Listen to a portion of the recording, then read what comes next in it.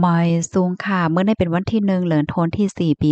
2026ในตอนในข่าวใส่หมอหอมมีข่าว3ตอนที่มาเปิ้นเผาค่ะตอนที่1ไฟไหม้เขี้ยมก้นเหตุการณ์ข่าวเที่ยงตอนหนึ่งค่ะในกอไฟไหม้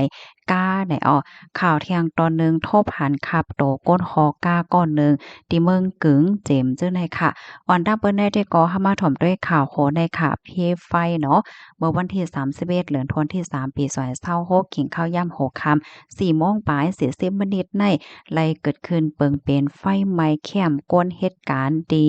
ประชาราษฎร์สาย1ซอย38เขตบางซื่อ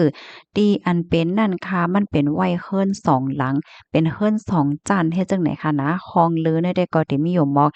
36ห้องค่ะไฟในไล่ลุกไหม้ดีเฮิรนหลังที่1และหลังที่2เนี่ยค่ะเนาะไล่ลุกไกวกว่าตั้งหมดจังได๋อ้อ ไลโฮวาคองลือก้นเหตุการณ์นะคะอันไลเตอร์เคิกยาไฟกว่าได้หมวก70ฮองค่ะหรือนั่นก็โคของโคเฮิรนโคเยโลดกาโลดเคิงและจังไหนก็ใหม่กว่าป้าจ้อมเนาะแค้มเขาได้ก็ได้เอาเลขเนาะเหมือนหนังว่ามุ่งเลขว่าหาว่าใหม่ว่าสว่าเฮ็ดจังได๋เฮ็ดไว้จังหนังเฮาหันติในแคบหางในยาวขาไฟก็ลุกไหม้แห้งหนาให้แน่เนาะอันเป็นเฮิรนนั่นก็หญ้าไฟไหม้แห้งเสียก็ถึงดิซัมปอล่ม กวนปังเนาะลองตั้งตีอันเฮ็ดให้ไฟไหม้ในปอกกำไดเดก็อยู่ที่ภูมิปนพรเขาเด็กกดทัดลองตั้งลายโหย่อยมันสืบกว่าจังไหนคะอ้อเมื่อเลียวก็ฮอดถึงมาขิงข้าวฮ้อนไม้ยาวไหนย้อนให้กูก็ฟังสติเกี่ยวเลยลองการใจตื้อไฟกันเสกำอำว่าที่เป็นไฟฟ้าลองแก๊สว่าสังว่าจังไหนเนี่ยเนาะเมื่อว่าเฮ็ดข้าวเฮ็ดภาค5อำนั้นก็เมื่อเฮาคาสว่างแฮงโฟนใจไฟฟ้าว่ากูสำเสียนเปิงเนี่ยค่ะ ก็ฟังสติกันนำเสกัมในออกข้อมูลตอนในคาลิเปมาที่ห้องการข่าวมาติชนออกไว้เนี่ยค่ะเพราะว่าเฮาค่ะมาด้วยแคมป์ก้นเหตุการณ์ในขณะอันตั้งไทยเขาได้ฮ้อว่าแคมป์ก้นเหตุการณ์ค่ะเนาะความใต้เฮาได้ก็ได้เลยว่าเฮิรนหรือก้นเหตุการณ์เนี่ยค่ะอยู่เนาะเปิ้นก็ได้เฮ็ดไว้เป็นหลังเป็นหลังเฮ็ดจั่งใดอะนะแล้วก็เปิ้นก็แบ่งปันพี่น้องแห่งการเนี่ยอยู่เป็นห้องเป็นห้องเป็นห้องให้ในนั้นน่ะเนาะ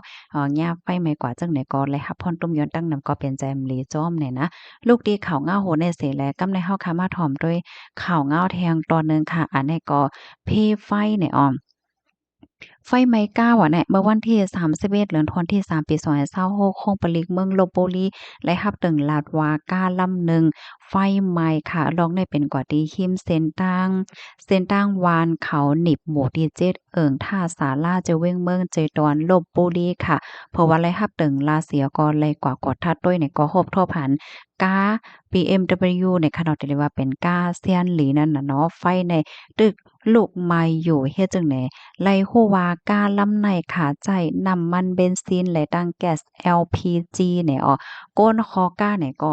ไล่เปิดพักดูเสียก็แล่นออกไล่คืดต้านให้แหน่นะพอมีปนพรเขาก็ใจเก่งข้าวยำอยู่หมอก30มินิตในเสียก็จังไลแขไฟไหลเฮ็ดไหนคะอ้อกดทัดด้วยมีผู้ไลภัยและหับมาเจ็บอำนั้นก็รู้สึกสายใจค่ะนายไพศาลอายุไล77ปีลาดเนว่าไลซื้อกลาง มือสองอันใดมาใจไหลหมวก3เหลินเจ้าแนวค่ะปยก็ไหลกว่าใส่แก๊ส LPG น่ะเนาะเปิดตาออมอีกาใช้จ่ายน้ำมันว่าซังว่าเฮ็ดจั่งใดปยก็จ่ายน้ำมันเบนซินกว่าป้าจ้อมจั่งใดค่ะนะออนตั้งที่เป็นได้เนี่ยก็เลยยินเสียวอายเหมือนจังว่าน้ำมันโคซึมออกมาจั่งใดอะนะกำนันมั่นใจเนี่ยก็เลยคินกันดังช้างก้นแม่กาในวันนั้นเนาะค่ะ เสร็จแล้วมื้อฮอกาออกเฮิรนกว่าไหล่หมอก1กิโลก็นานกว่าค่ะนะก็มีคนฮ้องแสนว่าไฟไหม้เนี่ยเสร็จแล้วมันใจก็คลิปเน็ตกึดเหก็เลียนออกกำเหลียวเฮ็ดให้อ้อมลงตั้งได้แต่ก็คาล่ำว่าแลบได้เป็นย้อนก็เปอว่ากว่าตั้งแก๊สไว้เฮ็ดแหน่เนาะฝ่ายหนึ่งก็น้ำมันทำโฮซึมแทงสี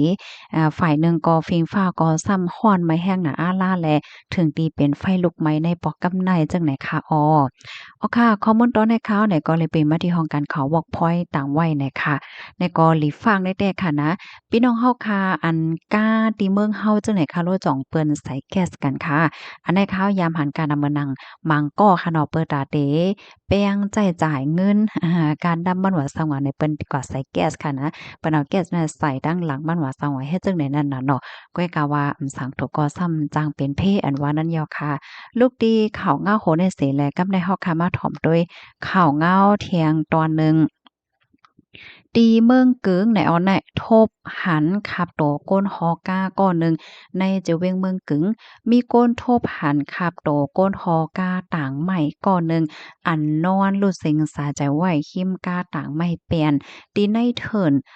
เมืองย้อนในนาตีโอเปิงเจเวงหมาย35เมืองกึ๋งใจตอนหมาย16นาลินซึกตับเงาซึก798เมืองใต้นะคะเมื่อวันที่29เดือนธันวาคมข้าวย่ำกลางวันนั้นมีคนวานหนองปาดเมืองย้อนจะเว้งเมืองกึ๋งกว่าทบหันขับโตโพจายก้นคอก้าก้อนหนึ่งลู่เสียงไหวคิมกาต่างแปนอันมีฝางหางเป็นเพกึ่งก้างกาขนลอโตโคยตีในเถินหิมวานหนองปาดเมืองย้อนจะเว้งหมาย35เมืองกึ๋งเมืองใต้ปอจ้านเนี่ยค่ะเกี่ยวกับไปร้องในเสภูมิพลพรในก็มาดีเจอเว้งก็หนึ่งลัดในว่าเฮาคากว่าทัดด้วยที่อันเป็นนั่นแลไลเป็นแต่ป้อด้วยฝั่งหางก้นอันรู้เซงสาใจกว่าในแต่ก็แลบต่างไม่เปลี่ยนเสียวก็เอาเป็นเพกึ่งก้างก้าลอโตโคยเสเอาก้นฮอก้านั่นกว่าตุ้มให้ฝั่งฮึกเสียเอาก้นก้านั่นกว่าตุ้มใส่ฝั่งฮึกเสียก็ไม่เปลี่ยนนั่นตำเคินมาตั้งนาแลบตำหญ้าก้นหอมันเสียก็รูดเสียงกว่าค่ะ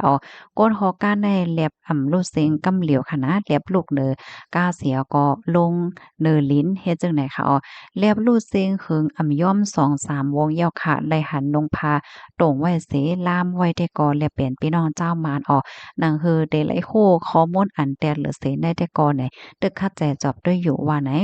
ก้นคอก้าอันไหลรูดเสียงสาใจกว่าในเป็นโพไหลภัยอยู่ที่ไหลอันว่านั่นอยู่ที่ภูมิปนพรฝ่ายตับฝ่ายโอเปิงเขาตึกคัดใจจอบหาไว้อยู่ในข้อมูลตอนในคาลิปีมาที่ห้องการข่าว